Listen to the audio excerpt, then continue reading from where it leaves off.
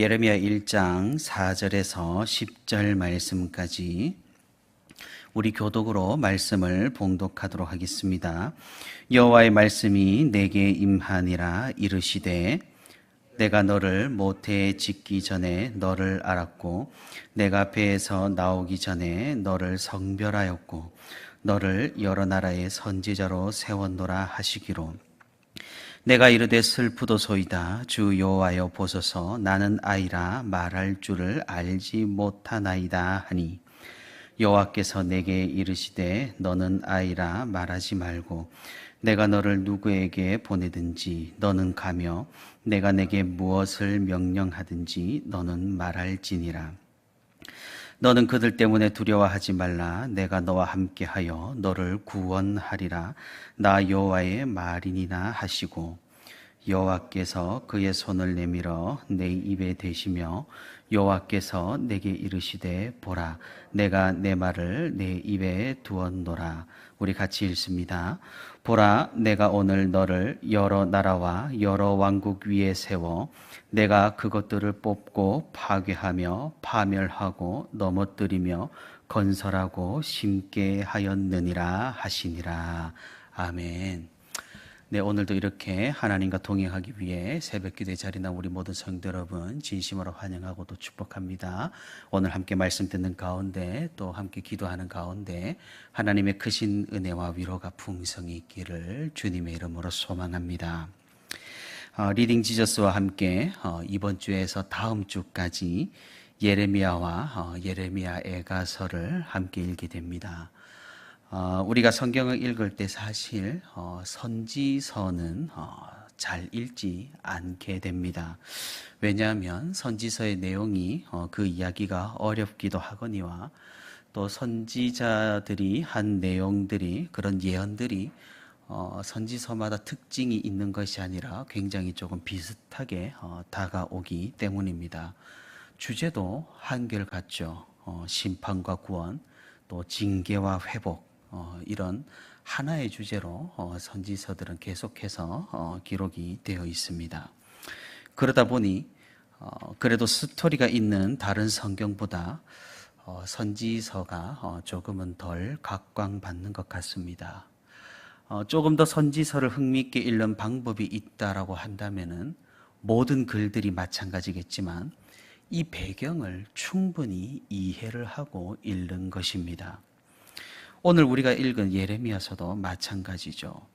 예레미야 선지자가 어느 시대에 활동을 했는지, 왜 이런 예언들을 할 수밖에 없었는지, 그래서 이런 예언들로 어떤 상황들이 벌어졌는지를 우리가 그 배경과 역사를 충분히 이해한다면 우리는 예레미야서를 조금 더 입체적으로 읽을 수가 있게 된다라는 것입니다. 그냥 아무런 정보 없이 많은 선지서들을 그냥 접한다면 그저 그런 당연하고 똑같은 소리로밖에 들리지 않을 테니까 말입니다. 다행히도 우리는 리딩 지저스라는 좋은 교재와 함께 지금 성경을 읽어 나가고 있습니다.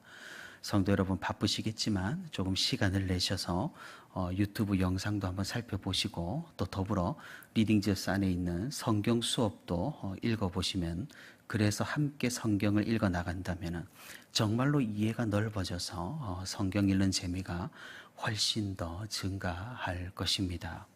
계속해서 이렇게 성경을 읽어 나가는 우리 모든 성도가 되기를 축복합니다.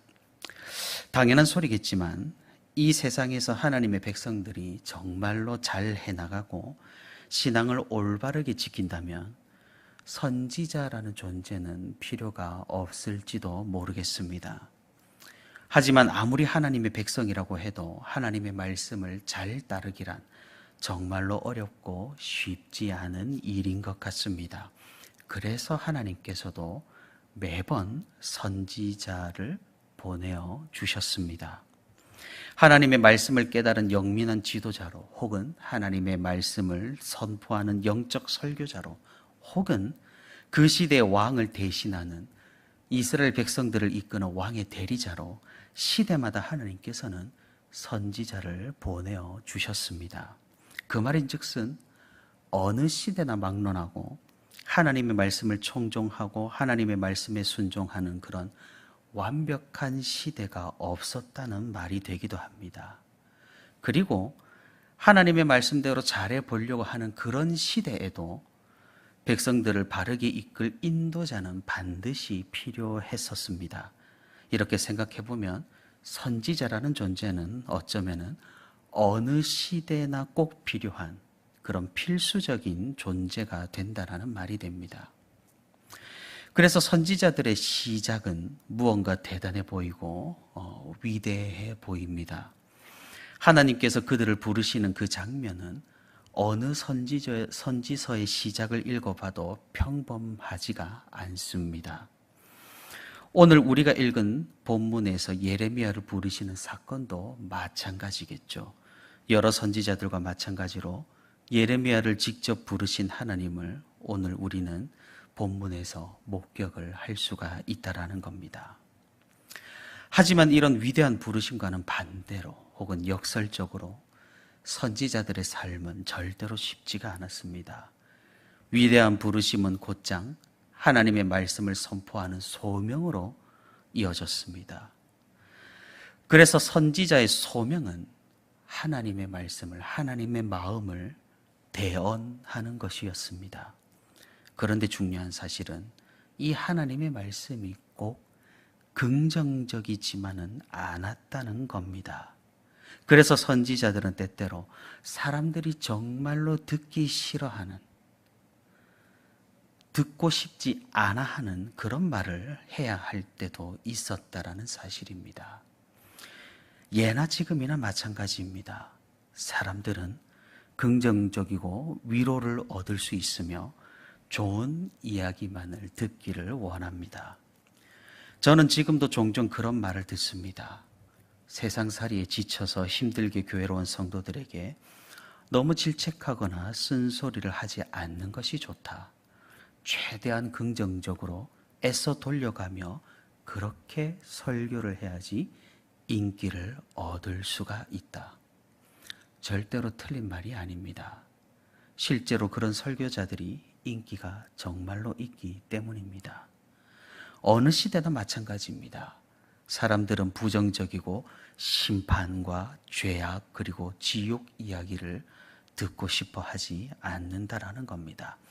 잘하고 있다, 잘 되고 있다, 긍정적이다, 우리는 가만히 앉아 있어도 구원을 얻는다, 아무것도 하지 않아도 우리는 하늘의 약속을 받은 존재다. 가만히 시대들을 분석을 해보면 이런 메시지는 어느 시대나 흘러 넘쳤던 것 같습니다. 그러니 정말 성경을 말하는 설교자는 어쩌면 인기가 없는 것이겠지요. 하지만 새벽 기도회까지 나와 기도하고 말씀을 듣는 우리 성도 여러분들께서는 너무나도 잘 알고 계시지 않습니까? 이런 긍정적인 이야기만을 편식하다 보면 필연적으로 예리하고 영민한 신앙을 잃게 된다라는 사실을 말입니다. 그리고 긍정만을 말하는 것은 성경의 절반만 이야기하는 것과 다를 바가 없다라는 사실을 말입니다. 예레미야도 마찬가지였습니다. 어쩌면 예레미야 선지자는 평생을 걸쳐서 인정을 받지 못한 선지자의 표본이라고 할 수가 있겠습니다. 이스라엘 백성들은 그의 메시지를 외면했고 온 이스라엘은 그를 거짓 선지자로 취급을 했습니다. 하지만 그는 분명 하나님의 부르심을 입었고 하나님께 말씀을 받았고 그것을 그냥 가감없이 전했을 뿐이었습니다. 예레미야 선지자에게 이런 시대가 얼마나 억울하고 또 이런 상황들이 얼마나 안타깝고 그의 인생 전반이 얼마나 힘들고 슬펐을까요? 괜히 눈물의 선지자라 불리는 것이 아닐 것입니다. 그런데 가만히 생각해 보면 사실 다른 사람들의 입장도 이해되지 않는 것도 아닙니다. 그 어렵고 두려운 시대 상황 속에서 바벨론에게 해방되는 것이 이스라엘 백성들의 궁극적인 바람이었기에 바벨론에게 멸망을 당할 것이니 그냥 하나님 앞에 기도해라라는 예레미야의 예언은 정말로 백성들의 심기를 건드렸기 때문입니다. 자주적인 독립을 할 수 있게끔 힘을 모으는 메시지를 선포해도 모자랄 판국인데 그냥 바벨론에게 굴복하라니 어처구니가 없었을 것만 같습니다. 그래서 당연히 예레미야 선지자는 외면을 받았습니다. 어느 시대나 그랬을 것입니다. 우리나라에서도 그랬을 것 같습니다. 선지자들의 운명이 그러한 것 같습니다. 예레미야와 반대되는 예언을 한 선지자로 하나냐라는 선지자가 이 시대에 등장합니다. 그는 사람들이 듣기 좋아하는 예언을 했습니다. 당연히 사람들은 이 하나냐 선지자에게 열광을 했습니다. 모든 사람들이 그의 말을 듣기 좋아했고 그의 선포를 하나님의 말씀이라고 믿었고 그의 메시지를 청종했습니다.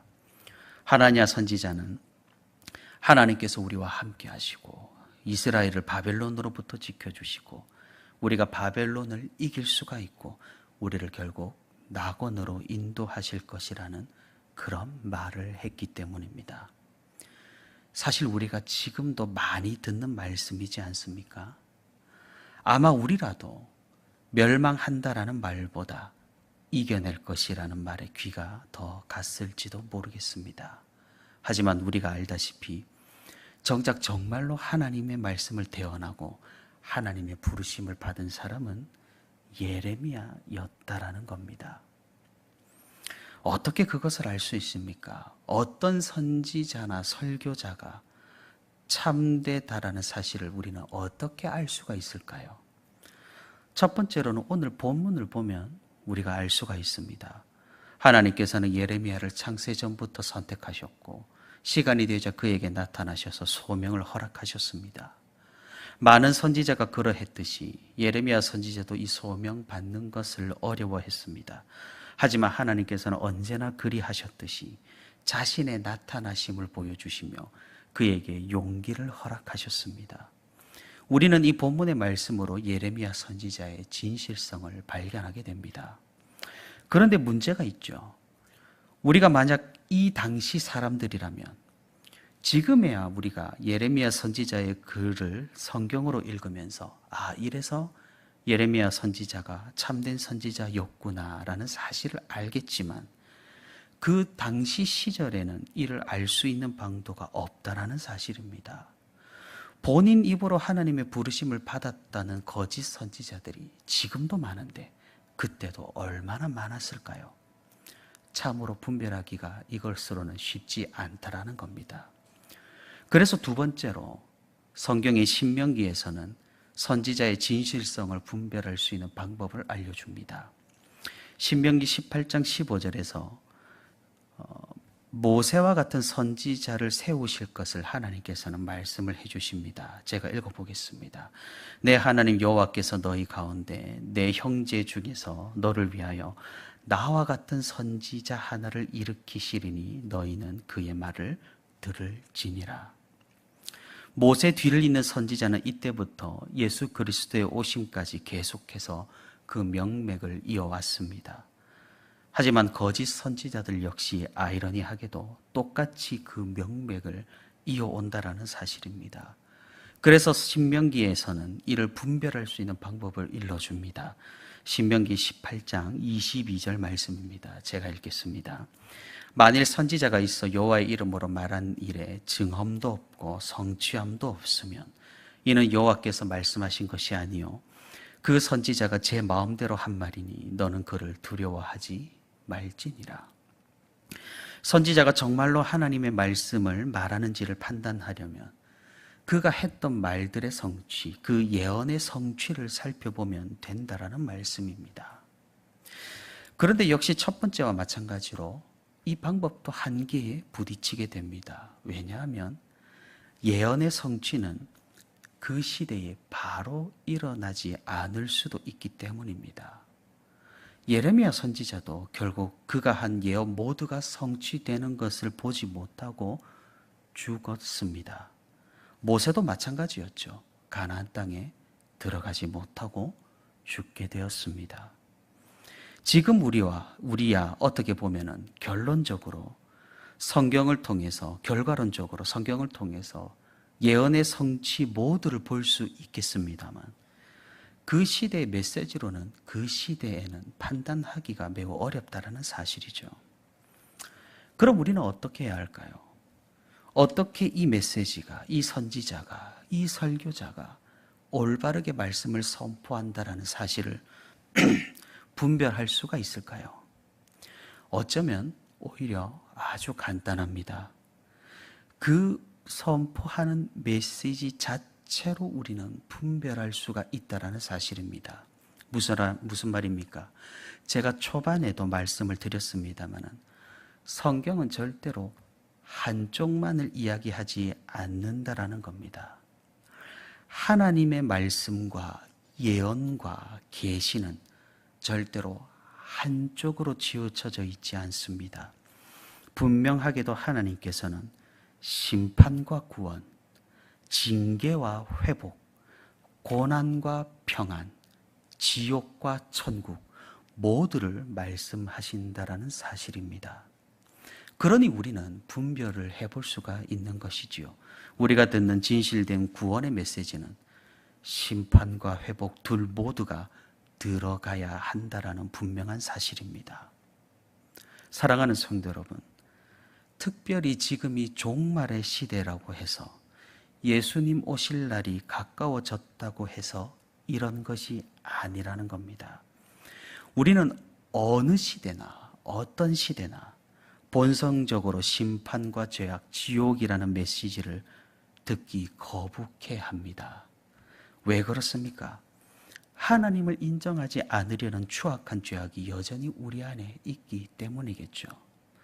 그러니 내가 잘 안 되는 이야기보다 내가 잘 되고 내가 잘났고 내가 성공하고 모든 것이 긍정적이고 평안하고 아름다운 것이 좋다라는 겁니다. 좋은 게 좋은 것이겠죠. 하지만 우리가 분명하게 기억해야 하는 사실은 성경 어느 곳에든지 한쪽만 이야기하지 않는다라는 분명한 사실입니다. 평안이 있으면 고난도 있습니다. 구원이 있으면 심판도 있습니다. 회복이 있다면 징계도 있습니다. 우리는 듣기 좋은 말씀보다 이런 진실된 진리의 말씀을 분별해야 한다라는 사실입니다. 그래서 우리가 징계의 쓴소리도 겸손하게 들을 수 있는 그런 신앙인이 될 수 있기를 바랍니다. 예레미야 시대의 사람들처럼 그저 좋은 소리에 현혹되는 것이 아니라 정말로 진리의 말씀을 분별하여서 심판의 메시지에도 귀를 기울이는 그런 믿음의 백성이 될 수 있기를 바랍니다. 시대를 뛰어넘는 우리의 죄성을 그리스도의 은혜로 뛰어넘는 그런 성령의 역사하심이 우리 삶 가운데 있기를 바랍니다. 우리가 그리한다면 진리가 우리 가운데 있을 것이고 하나님의 말씀의 온전함이 우리 중에 거할 것입니다. 오늘도 시대를 분별하고 진리를 온전히 사모하는 마음을 가지고 온전한 하나님의 말씀을 들을 수 있는 믿음을 위해서 함께 기도하며 그 말씀에 따라서 삶을 살아가는 저와 우리 온세로교회 모든 성도가 되기를 주님의 이름으로 소망합니다.